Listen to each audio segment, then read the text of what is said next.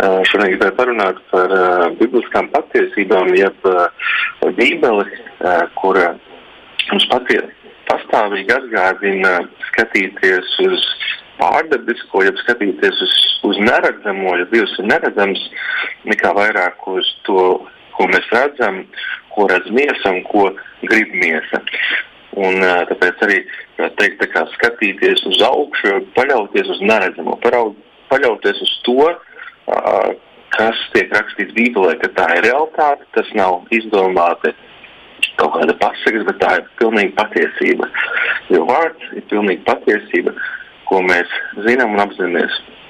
Kā arī Galatiešiem rakstīts 3:29, bet, kad jūs piedarat Kristum, tad jūs esat Ābrahāma dzimums mantinieki pēc apsolījuma.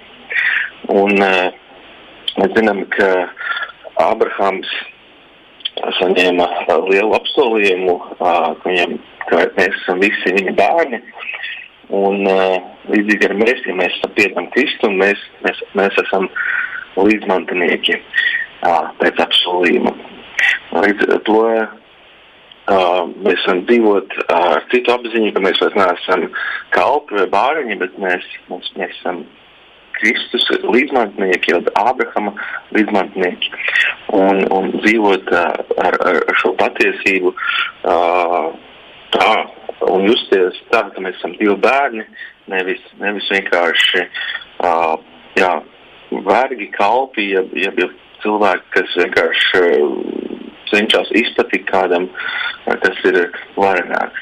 Dievs ir mūsu tēvs, viņš aicina mūs ar lūgt mūsu tēvs debesīs, un Jēzus, ka mums māca šo lūgšanu, atgādina par to, ka tas nav ne tikai Jēzus tēvs, bet viņš saka mūsu tēvs, tātad viņš saka, ka mēs arī esam kopā ar viņu, ar Jēzu, mēs esam bērni, divi bērni. Mēs zinām Bībelē tādu lietu kā Ēģipte, kur daudz runā par to, ka izgāja Izraels no Ēģiptes un klejo pa tūkstnesi. Bet Ēģipte arī reprezentē, mēs zinām, tā ir tā kā uzticēties dabiskiem resursiem. Uzticēties tam, ko mēs redzam. Izraels arī tāpēc tūkstnesī daudz kurnēja, jo viņš atcerējās to, ka Ēģiptē bija loki, Ēģiptē bija gaļa un visu kaut kas, un kaut gan Dievs pārdabiski baroja Izraēlu tautu tūkstnesī ar debesu vēdienu, kā saka, ar eņģeļu vēdienu, un esam izlasīt arī no 5. Mūzes 11, sākot 10. pantu, jo šī zeme, uz kuru tu ej, lai to iemantot, nav tāda, kāda ir Ēģiptes zeme, no kuras jūs esat iznākuši, ko tu apsēri savu sēklu un pats to aplaistīja it kā sakņu dārzu. Bet tā zeme, kur jūs ejat iemantot, ir zeme ar kalniem un ielajām, kas tiek slacīta ar debesu lietus ūdeni. Izraēla zeme, apsolītā zeme ir pārdabiski aplaistīta, kā mēs gribam, ar debesu lietus ūdeņiem. Cilvēki dzīvo Ēģiptē, ir mūsu apziņa vai pasaulīgi cilvēki, vai arī dažreiz mēs paši, mēs nokļūstam šajā Ēģiptes, es teikšu tādā domāšanā, pārnestā nozīmē Ēģiptes domāšanā, kur mēs paši gribam visu kontrolēt, paši visu izreikināt ar savu cilvēcisko prātu noteikti, teiksim, tādu lietu kārtību, paļauties vairāk uz savu darbu nekā uz Dievu.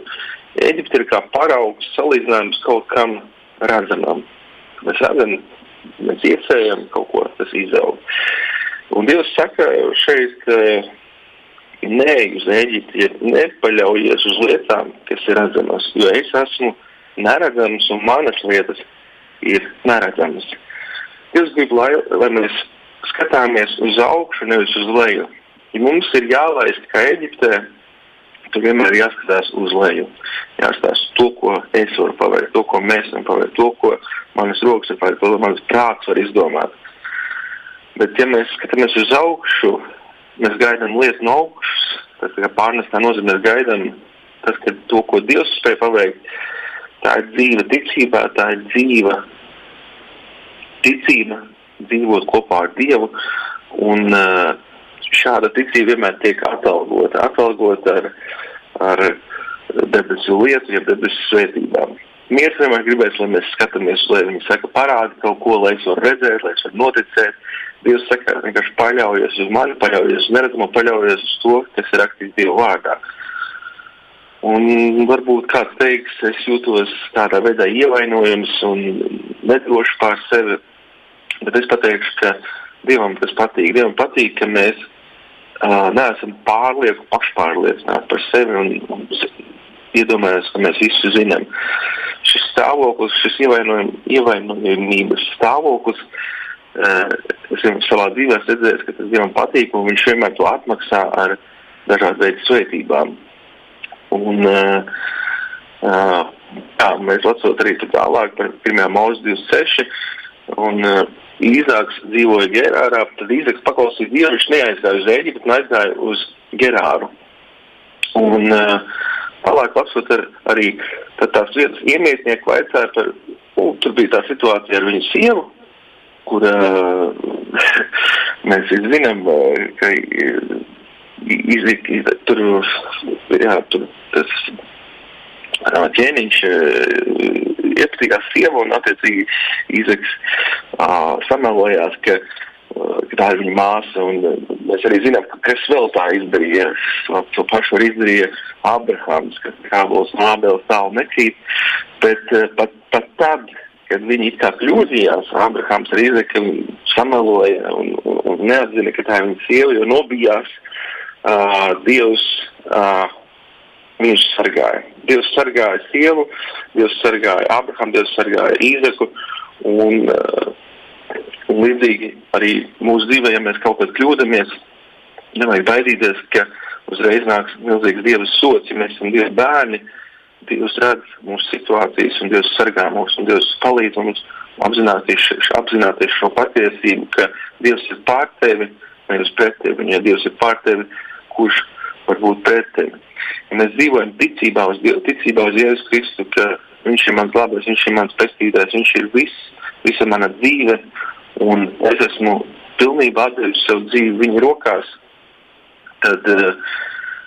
tad tu vienmēr vari apzināties, ka visu, ko tu ieliec Dievu rokās, viņš to pavairo. Mēs zinām to, ko ielika Jēzus rokās, šīs maizes un zīves dažas, Dievs pavairoja. Ja tev kaut kas dzīvē pietrūks, vai tev kaut kas dzīvē liekas neiet, būt pietrūks gudrības, ieliec to visu Jēzus rokā, jo visu, ko tu liec Dievu rokās, viņš to pavairo. Līdzīgi arī, kad mēs zinām, Jāzeps kļuva par otro cilvēku as faraonu, jo viņam viss labi izdevās, viņš visu varēja labi pārvaldīt. Un Jāzeps arī ir kā, mēs zinām, ka bibliski viņš ir prototips Jēzu, un viņam arī viss tika uzticēts. Valdīt pār visu zemi, jo viņš prata to. Un no pēdējām lietām, ko es pateikt, tas ir atdot visu Jēzus rokās. Līdzīgi kā faraons, visu Ēģipte atdeva visu Jāzep rokās, un viņš parūpējās un visu izdarīja labi. Tad arī mūsu viens no pamatlietām ir atlaist kaut kādas savas atlaist savas problēmas un pateikt, Jēzu, tu zini, kā ir labāk. Tu zini, kā vajag. Es neuztraukšos, es paļaušos uz tevi. Es ticēšu, ka tu izvadīsi ārā un visas lietas tiem, kas mīl Dievu, nāk par labu. Es paļaušos uz savu vārdu, es paļaušos uz to, kas rakstīts Bībelē. Es īsti arī pielūkšu un arī beigšu ar lūkšanu. Mīļais debes Tēvs, es lūdzu par kādu vienu, kas šobrīd klausās un kuram ir grūta situācija dzīvē, kurš nezin, kā rīkoties, ko darīt. Es lūdzu, katram ir spēks atdot savu problēmu tavās rokās, un es zinu, ka tavas rokās tu vai no to atrisinās, pavairos, sakārtos un izdarīsi visu labāko, jo tu esi labs Dievs, labs Tēvs un trūpēs par katru savu mīļo bērniņu. Jēzus Kristus vārdā. Āmen.